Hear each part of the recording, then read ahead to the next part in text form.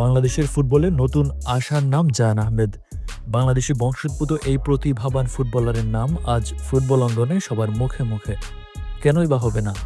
বয়সভিত্তিক জাতীয় দলের হয়ে খেলার সুযোগ পাওয়া মাত্রই তার চোখ ধাঁধানো পারফরমেন্সে মুগ্ধ হয়েছেন কোচ, সতীর্থ আর ভক্তরা।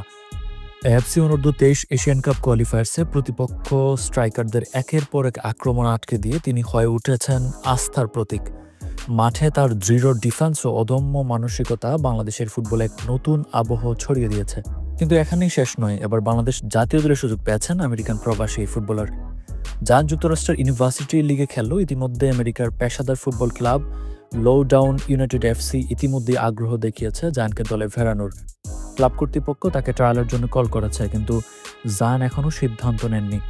গুঞ্জন আছে বসুন্ধরা কিংসের সাথে ইতিমধ্যে চুক্তি সেরে ফেলেছেন তিনি। সেকেন্ড লেগ থেকে খেলবেন বাংলাদেশ লিগে। অনূর্ধ্ব-23 দলের হয়ে জায়ান যে আস্থার প্রতিদান দিয়েছেন তা যদি জাতীয় দলের অব্যাহত রাখতে পারেন, তবে জামাল, তারিক, সামিদ, হামজাদের পর আরও একজন রত্ন পেতে যাচ্ছে বাংলাদেশ, যেটি বাংলাদেশের ফুটবলে হবে অনন্য এক সংযোজন। এটি শুধু জায়ানের জন্য নয়, বরং বাংলাদেশ ফুটবলের জন্য হবে এক বিশাল গর্বের মুহূর্ত। প্রিয় দর্শক, জায়ান কি হেভিয়ার ক্যাভেডোর সেরা একাদশে ঢুকতে পারবেন?